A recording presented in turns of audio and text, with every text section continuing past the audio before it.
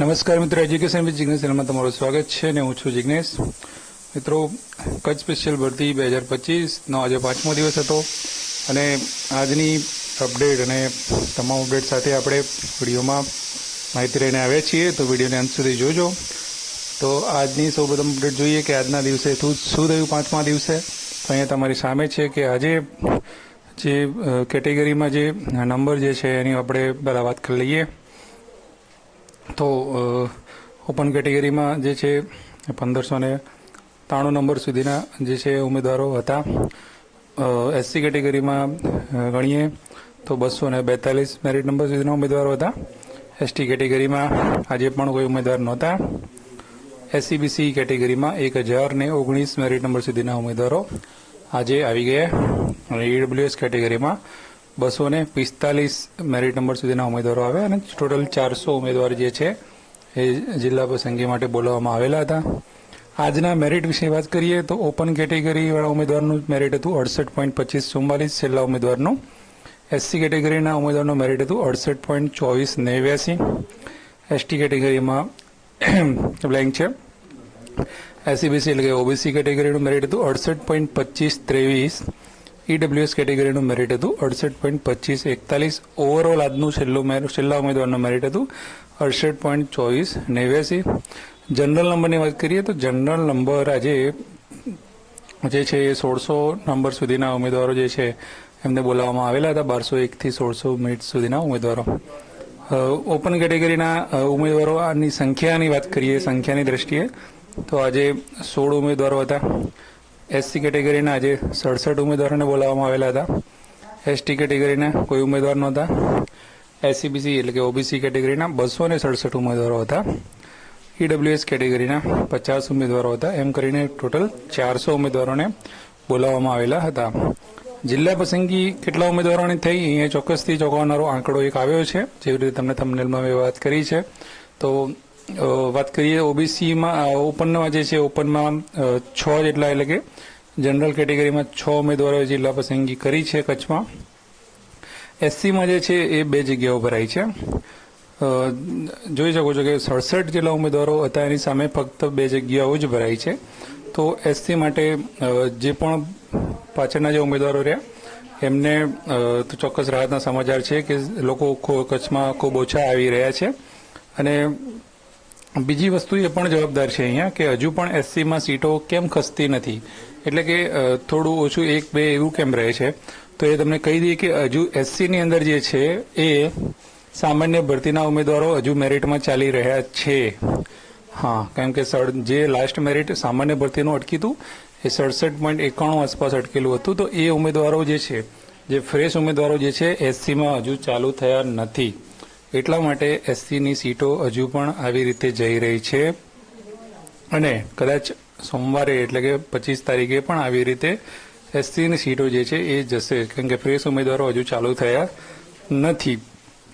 પણ વાત કરીએ આપણે એસટી કેટેગરીમાં તો હજુ 0-0 જ છે. કાલે આજે પણ ખાસ વાત કરવી છે ઓબીસી કેટેગરી એસસીબીસીની. તો અહીં તમે જુઓ કે મેરિટ નંબર 1019 સુધી આવી ગયા છે અને ઉમેદવારો જે છે આજે 267 હતા. એમાંથી 203 ઉમેદવારોએ જિલ્લા પસંદગી કરી નાખી છે અને એ પણ બધી કેટેગરીની અંદર જ. તો ઘણી બધી સીટો જેવી રીતે એક્સપેક્ટેશન હતી એનાથી વધારે સીટો જે છે આજે ભરાઈ છે. તો એ ખ્યાલ નથી આવતો કે ઉમેદવારો જે છે એ કચ્છમાં જે છે જિલ્લા પસંદગી કરીને જઈ રહ્યા છે અને સાથે સાથે બધા જ ઉમેદવારો જે છે એ બધા જ કેટેગરી માટે જે છે દાવેદાર છે. એટલા માટે કે ઘણા લોકો એવું કહે છે કે કેમ આટલી બધી સીટો ભરાય છે કેટેગરીમાં. તો એમને જણાવી દઉં કે જે પણ ઓપનના દાવેદાર જે ઉમેદવારો હતા એ સામાન્ય ભરતીમાં બધા લાગી ગયા, ભલે ઓછું મેરિટ રહ્યું તો પણ. અત્યારે જે પણ ઉમેદવારો બાકી છે એ ફક્ત ઓનલી કેટેગરી માટે એલિજિબલ હશે એ લોકો જ રહી ગયેલા છે. એટલે અત્યારે જે છે એ કેટેગરીની સીટો જ જશે. એટલે આજનો આંકડો જે છે એ ચોંકાવનારો છે અને એના ઉપરથી આપણને આગામી સમયની ખબર પણ પડી શકે છે કે 267માંથી જો 203 ઉમેદવાર, કારણ કે આજે ટોટલી ફ્રેશ ઉમેદવાર હતા.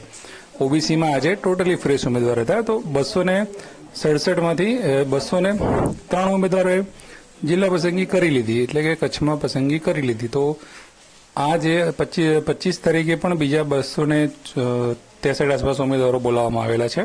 તો 25 તારીખે 23 અને 24 તારીખ રજા છે અને 25 તારીખે પણ જો બીજા 200 ઉમેદવાર જે છે એ પસંદગી કરે છે તો આ જે આંકડો જે છે એટલે કે પછી 26 તારીખે જે છે એટલે કે 100-125 જેવી સીટો બચશે અને 26 તારીખે જે છે એ બપોર સુધીમાં એટલે કે પહેલા સેશન સુધીમાં કદાચ પૂરું થાય અને 26 તારીખ સાંજ સુધીમાં પણ ઓબીસી પૂરું થઈ શકે છે. તો અત્યારે હવે જે છે ઓબીસીનું સમીકરણ એકદમ બદલાઈ ગયું છે કેમ કે ઘણા બધા ઉમેદવારો બધા જિલ્લા પસંદગી કરી રહ્યા છે. આજના ઉપરથી એવું લાગ્યું છે કે આજે ઘણી બધી સીટો જે છે ઓબીસીની અંદર ભરાઈ ગઈ છે. બરાબર છે. તો એક પ્રકારનું સ્ટોમ જ કહી શકાય કે વાવાઝોડા પ્રકારના એક પ્રકારના ઉમેદવારોએ જિલ્લા પસંદગી ઓબીસીમાં કરી લીધી છે. ઈડબ્લ્યુએસમાં 50માંથી ઉમેદવારોમાંથી 3 સીટો ભરાઈ એમ કરીને ટોટલ આજે 400માંથી 214 સીટો ભરાઈ એમાંથી 203 તો ઓબીસીની જ ભરાઈ છે. બાકીની જે છે તમે જોઈ શકો છો કે 11 સીટો જ ફક્ત અન્ય કેટેગરીની ભરાઈ છે. બાકીની જે છે 203 સીટો જે છે એસસીબીસી કેટેગરીથી ભરાઈ ગઈ છે. તો આ પ્રમાણે જે છે એનાલિસિસ સંપૂર્ણ આજનું રહ્યું છે. હવે વાત કરીએ આપણે ટોટલી જે જગ્યાઓની જે છે એ અહીંયા તમે જોઈ શકો છો. ઓપનમાં 47 જગ્યાઓ ભરાઈ છે અને એસસીમાં 183માંથી 28 જગ્યા ભરાઈ છે. એસટીમાં 2 જગ્યા ભરાઈ છે. એસસીબીસી એટલે કે ઓબીસીમાં 363 આંકડો પહોંચી ગયો છે. ઈડબ્લ્યુએસમાં 250માંથી 12 ભરાઈ છે અને કુલ જગ્યા જે છે 2500માંથી 452 જગ્યાઓ જે છે એ ભરાઈ છે અત્યાર સુધી. બાકીની વાત કરીએ તો ઓપનમાં 1144, એસસીમાં 155, એસટીમાં 195, એસસીબીસીમાં 316, ઈડબ્લ્યુએસમાં 238 અને ટોટલ જે છે 2048 જગ્યાઓ બાકી છે અને 18% જગ્યાઓ ભરાઈ છે. હવે તમે જોઈ શકો છો કે અન્ય કેટેગરીમાં એકદમ સ્લોમાં જે ચાલી રહ્યું છે અને ઓબીસી કેટેગરીનું ફાસ્ટ ચાલી રહ્યું છે. તો જેવી રીતે એસસીમાં પણ જે દિવસ આવશે કે 67.91 મેરિટથી નીચેના ઉમેદવારો જ્યારે ચાલુ થશે ત્યારે એ પણ જે છે ઝડપથી જે છે સીટો એ ઓછી થઈ જશે. અત્યારે હાલમાં 155 જે છે સીટો જે છે એ બાકી એની રહેલી છે અને ઓબીસીની વાત કરી કે અહીં તમે જોઈ શકો તો 316 સીટ બાકી છે. બરાબર. હવે 316 સીટ બાકી છે અને સામે મેં તમને વાત કરી કે 25 તારીખે પણ 200 સીટો ભરાવાની શક્યતા છે. તો અહીંયા તમે જો 100-125 જેવી સીટો જે છે એ 26 તારીખે બાકી રહે છે અને 26 તારીખે આમાં પછી એ 125 જેવી બાકી રહે એમાં પછી થોડી ઘણી ઉપરની કદાચ 15-20 સીટો જે છે એ કદાચ પીએચ કેટેગરી માટેની હોઈ શકે છે. એટલે 100 સીટો જ તમારે ગણીને ચાલવાની 26 તારીખે. જે 26 તારીખે લગભગ 100 ને પહેલા 150 જેટલા ઉમેદવારો હશે એમાંથી લાગી શકશે. બાકીના ઉમેદવારો કદાચ રહી જશે એવી સંભાવના હાલમાં જણાઈ રહી છે. આજે એનું સમીકરણ જે છે એ બિલકુલ બદલાઈ ગયું છે. તો આથી આજની અપડેટ, ટોટલ અપડેટ. અને આવતીકાલે 23 અને 24 તારીખે જિલ્લા પસંદગીની રજા છે તો એની અપડેટ આપણે નહીં આવે, પણ અન્ય કોઈ બાબતનો વિડીયો જરૂરથી આપણો આવશે. વિડીયો સારો લાગ્યો તો લાઇક જરૂરથી કરજો, શેર કરવાનું ભૂલતા નહીં અને તમને કોમેન્ટ બોક્સમાં જરૂરથી જણાવજો. તમારો કોઈ પ્રશ્ન હોય તો તમામ ગ્રુપોની અંદર વિડીયો શેર કરી દેજો. નવા વિડીયોમાં ફરીથી મળીશું. જય હિન્દ, જય ભારત. Thank you.